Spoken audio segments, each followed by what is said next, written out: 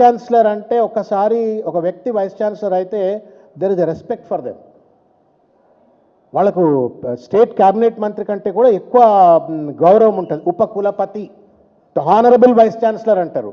మీరు మొత్తం ప్రసంగం వినండి మీరు దయచేసి. అంటే రేవంత్ రెడ్డి గారి ఫ్యూడలిజం ఏంది, రేవంత్ రెడ్డి గారి భూస్వామ్య మనస్తత్వం ఏంది, ఆధిపత్య మనస్తత్వం ఏంది అనేటువంటిది the way he was addressing the vice chancellor. నేను కుమార్ను వైస్ ఛాన్సలర్ చేసిన అంటాడు. కుమార్ ఏమైనా మీ ఊర్లో పాలేరా? ఇది స్కాలర్, ఇది great scholar, internationally acclaimed scholar. నేను కుమార్ను నోరు తెరిచి ఒక్కసారన్నా గౌరవనీయ వైస్ ఛాన్సలర్ గారు అనలేదండి. నేను కుమార్ను చేసిన, కుమార్ని ఇది చేసిన, కుమార్ని అది చేసిన. ఇదేం భాష అండి? ఇది ఫ్యూడల్ లాంగ్వేజ్, ఇది భూస్వామ్య లాంగ్వేజ్, ఇది దొరల లాంగ్వేజ్, ఇది this is not a democratic language. ఇది ఆయన గిరిజన బిడ్డ కావచ్చు, but is the vice chancellor.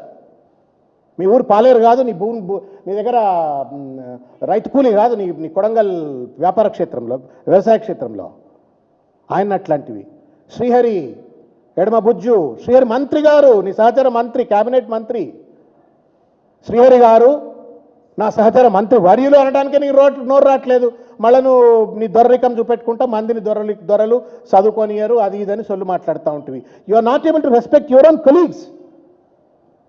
ఒక యూనివర్సిటీ వైస్ ఛాన్సలర్ను గౌరవించే సంప్రదాయం తెలియదు నీకు, నీ తోటి మంత్రులను గౌరవించేటువంటి ఒక సంప్రదాయం తెలియదు నీకు. నువ్వు పెద్ద సంస్కర్త లెక్క యూనివర్సిటీకి పోయినావు, ఏం మాట్లాడినావో మీ ఆత్మవిమర్శ చేసుకోవాలని చెప్పి నేను రేవంత్ రెడ్డి గారిని కోరుతా ఉన్నా.